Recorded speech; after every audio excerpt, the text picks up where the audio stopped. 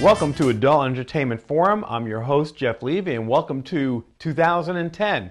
And what I'd like to do is just give you a quick wrap-up and scenario of what happened in the adult entertainment world in the year of 2009. Many things had happened, many good things on the part of the adult entertainment industry, and we had accomplished so many wonderful, magnificent things that we're briefly going to discuss them, what we did, what we accomplished, and what we need to do for the future in 2010, because we do have some problems out there that need to be resolved. And of course, every time I sit at this table, it's talking about problems and issues, but I'm going to talk about some of the good things that have occurred since we formed our associations in New Jersey and Pennsylvania.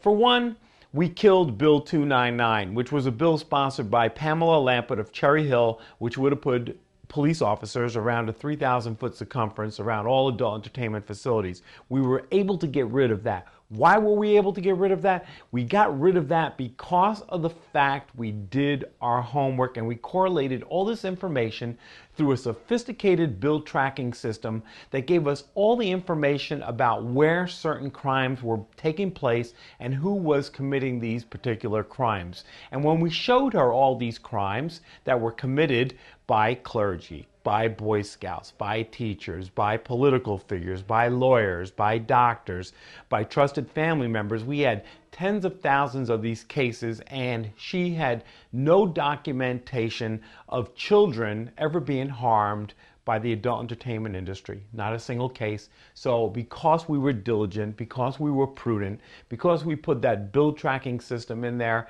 and that software system that tracks key search words, we were able to prove our point unequivocally.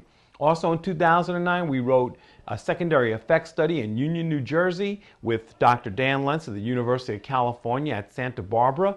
And the study, which involved the club Hot 22, came out positive. It showed that the club had less crime and less police calls than IHOP, Circuit City, Chuck E. Cheese, Walmart, McDonald's, the high school, and a whole other range of mainstream businesses. It didn't even come close. And this was a study that was peer-reviewed and it was published, and it was using documentation that was given to us from the police department. So another victory for the New Jersey Adult Cabaret Association. Also concerning the most important bill that's out there, and it's still there, is Bill S-945, which is sponsored by Senator Chris Connors. And we've met with him, and also the where the bill sits in the Urban Affairs Committee, Senator Rice, talking about the issues of this particular bill and what we feel are the flaws in it and what action that the New Jersey Adult Cabaret Association would take should this bill ever get to the floor. And this bill is a bill that is the most dangerous bill in the country. It is so unconstitutional that you cannot believe it. What they want to do is close adult entertainment facilities down at 11 o'clock, can't be open on Sunday, no tipping, 6-foot distance requirement, and a whole plethora of other things that would definitely put us out of business. We've met with Senator Rice and we've met with Senator Connors and we've explained our position, we've shown our facts, and I think that we are getting some support. Now, these politicians certainly can't come out and support us, but they sure know that we have the power, the ability, the knowledge, the expert witnesses, and the First Amendment attorneys that will take this thing into court. And if it does, they know we're going to win. So we've been able, as an association in New Jersey, to keep that bill posted. Means that it's not tabled, it's not heard in committee, and we will continue to track that bill. Every day we track it to make sure that it never gets into committee. It takes me 4 hours every day to go through all the protocol to ensure that that bill is not getting into committee. So we take a lot of time and effort to ensure that, because if that happens, we have a serious problem on our hands, and we're going to ensure that that does not happen. This year we found out that the New Jersey Family Policy Council, which is a religious right group, much in the same format as the CCV in Ohio, was given $890,000 to attack us. So we're watching them very, very carefully, and they want to do a lot of things to the adult entertainment facilities in New Jersey. They call us public enemy number one, and I've been called some rather unbecoming names in their committee hearings because we win, we fight, we stand up for our rights. We don't put up with this nonsense anymore. Now, we track this, all these crimes that occur because that's where our power is. That's where we go back and we attack people like the New Jersey Family Policy Council and all the politicians. We show them all the crime that is being committed, not by the adult entertainment facilities, but by mainstream society.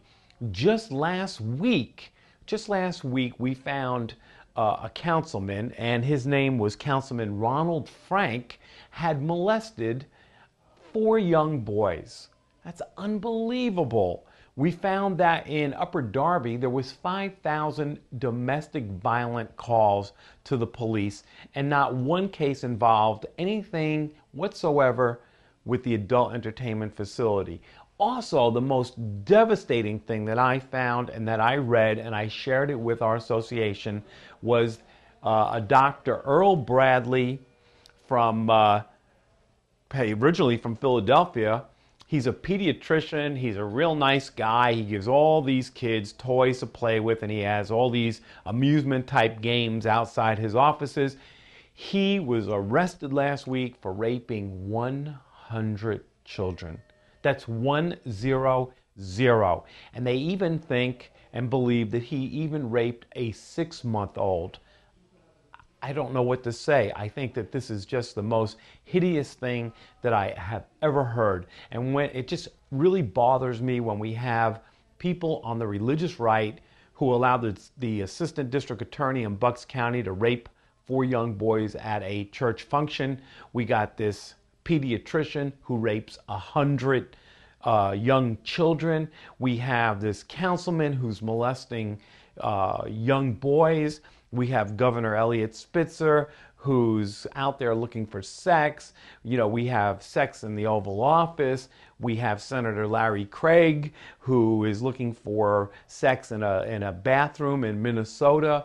It is the greatest hypocrisy in our society and in America that I can think of. When these people in Pennsylvania were picketing the Just Sports bar, when they converted into an adult entertainment facility, not one of those people came to picket any of these people who were actually harming children and harming society. But again, I blame ourselves. We have not done enough. We don't contribute politically. We don't vote. We don't come out in groups. We don't support our cause, and it is our own fault and our own problem. And I'm asking that 2010 be a much better year for the adult entertainment community, not only in New Jersey and Pennsylvania, but across the country. There must be this proactive grassroots approach on each state level. And there's so much that can be done and so much that can be accomplished if it is done, and I always use the word together. Together there's strength. Together there's power.